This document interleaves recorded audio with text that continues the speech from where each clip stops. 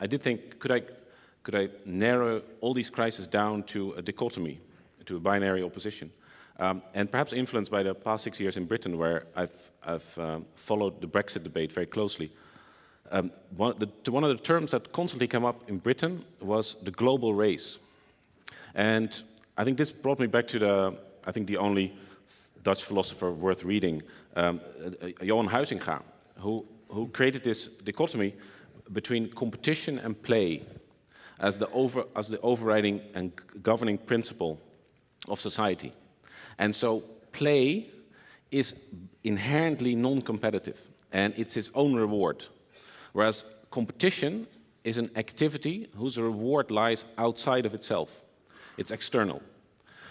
And so competition brings out many, I think, human qualities that can be harnessed to positive ends, but often end up in a zero-sum game, because either I win or you win.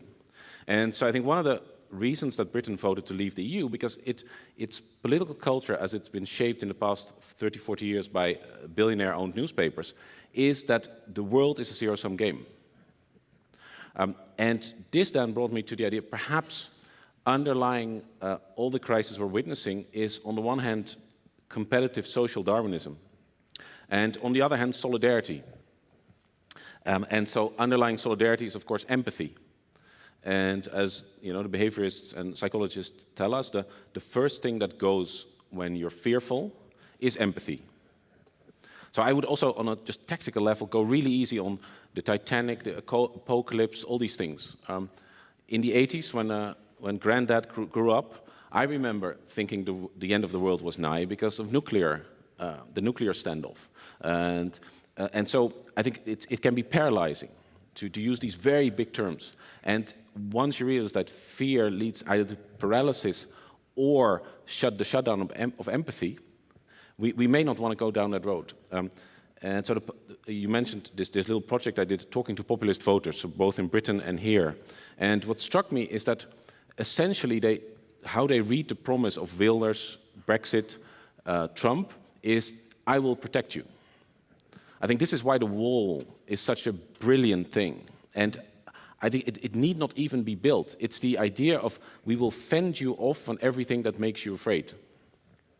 And similarly, we will fend you off from those Europeans. We have an island, we can shut the ports, close that terrible channel train link, and then it's just us. So I think if we would go down, if we would try to forge that global community informed by solidarity, I think we have to do two things. We have, on the one hand, find a way to reconnect with the fears of all those who vote for the social Darwinists, who essentially vote for their enemies. And on the other hand, and this is perhaps informed by my own background as an anthropologist, the definition of a community is not what it is, but who doesn't belong to the community.